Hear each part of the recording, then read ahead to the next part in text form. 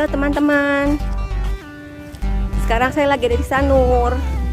Saya mau coba jogging tracknya Sanur, biar teman-teman bisa tahu kayak apa sih jogging tracknya Sanur ini. Yuk ikuti saya teman-teman ya. Yuk.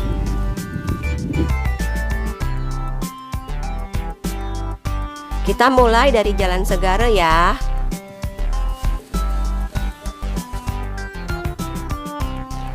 Di sini ada beberapa kafe yang sudah buka, tapi sepi sekali. Dari tadi saya nggak lihat loh ada yang lewat.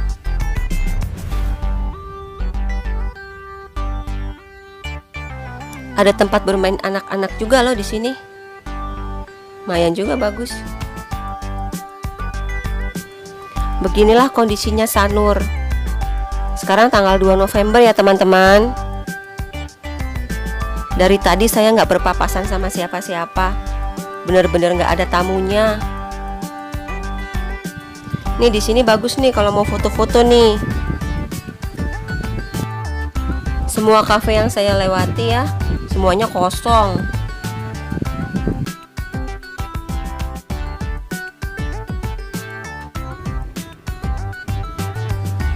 Ini daerah pantainya juga sepi. Sekarang kita menuju ke Jalan Hang Tuah ya.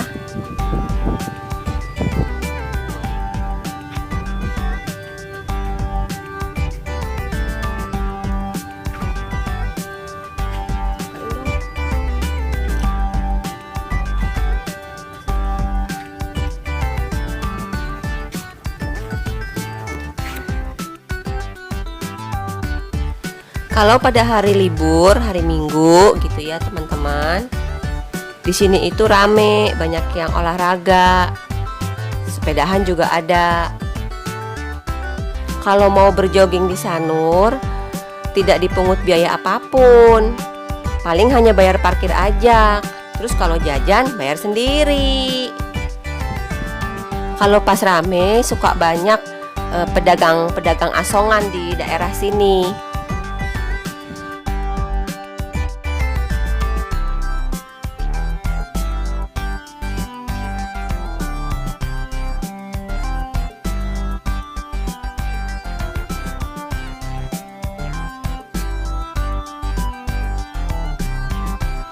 Pemandangannya bener-bener pemandangan mahal.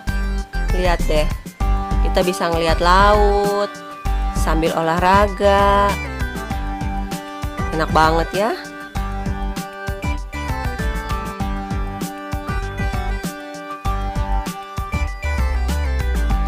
Itu ada yang naik sepedahan.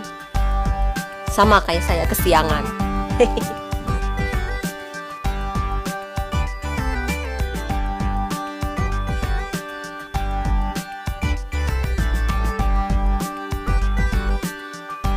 Ayo teman, kita lihat dulu sedikit lautnya.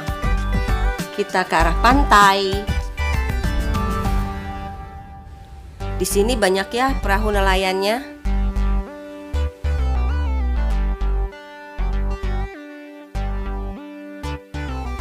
Lanjut. Dari tadi nggak ketemu siapa-siapa ya kita, cuma yang sepeda itu aja ya. Oh iya teman, mungkin ada yang belum tahu, ada kisah yang mengiringi sejarah pantai ini loh. Jadi gini ceritanya, pada saat itu tuh tahun 1932, ada seorang seniman asal Belgia, namanya Adriaan Jan Meijer de Marquez. Dia itu berlayar terus singgah di Pulau Dewata. Terus di Bali ini dia ketemu sama cewek Bali, namanya Nyoman Polok. Seniman Lemaire ini menjadikan Nyoman Polok ini sebagai modelnya. Lama-lama Lemaire cinlok sama Nyoman Polok. Mereka kemudian menikah pada tahun 1937. Lemaire banyak menghasilkan lukisan-lukisan yang bagus dan yang dipamerkan hingga ke mancanegara. Salah satunya adalah pantai matahari terbit ini, ya Sanur ini teman-teman. Sejak itulah Pantai Sanur ini terkenal hingga mancanegara. Jika kalian juga ingin merasakan keindahan dari seni lukis Lemaier, jangan khawatir. Ada Museum Lemaier di Sanur ini. Di sana beragam lukisan, mulai dari kehidupan sang istri Nipolog, terus keindahan alam Sanur, terekam semua dalam lukisan-lukisannya. Selain itu, di sana juga ada artefak-artefak peninggalan Lemaier yang menunjukkan kecintaannya terhadap istrinya, gitu. Jadi, jika teman-teman ada yang ke Bali, jangan lupa ya mampir ke Museum Lemaier di Sanur. Tentunya setelah berjogging. Habis jogging, makan, kemudian baru ke museum. Asik banget ya. Oh iya, museumnya itu terletak di tepi Pantai Sanur. Dulunya itu merupakan rumah sang pelukis bersama istrinya. Saat dibangun ya, Pantai Sanur itu masih merupakan desa nelayan yang sepi dan sunyi, gitu. Kalau sekarang ya, siapa yang nggak tahu Pantai Sanur? Seluruh dunia sudah tahu. Dari tadi ya kita telusuri jogging tracknya. Sepi sekali memang. Tapi jogging tracknya bersih ya, nggak ada sampah. Biar sepi kayak gini, saya sangat menikmati loh jalan-jalan di sini. Ada lagi cerita sejarahnya. Tapi itu pada tahun 1906. Nah, itu terjadi pendaratan kapal Trikomala di Pantai Sanur. Terus dengan siasat licik Belanda menuduh penduduk Sanur telah merampok isinya. Padahal tuh merupakan dalih Belanda supaya bisa menyerang Badung. Nah, itulah kenapa ada Perang Puputan Badung. Terus selain itu, pada tahun 1942, tentara Jepang juga masuk ke Bali lewat Pantai Sanur. Mereka mendarat di sini. Nah, demikian pula tentara Nika mendarat di Pantai Sanur pada tahun 1945. Nah, itulah yang menyebabkan kehidupan masyarakat begitu tertekan. Gitu teman-teman ceritanya. Jadi Pantai Sanur ini sejarahnya banyak banget ya teman-teman. Jadi kalian rugi kalau ke Bali tidak mampir ke Pantai Sanur. Harus kalian lihat sendiri bagaimana indahnya Pantai Sanur, bagaimana makanan-makanan di daerah sini. Banyak makanan yang enak loh. Gak terasa loh jalannya udah jauh ya. Keringat udah bercucuran, baju basah. Karena panas juga ya sekarang ini.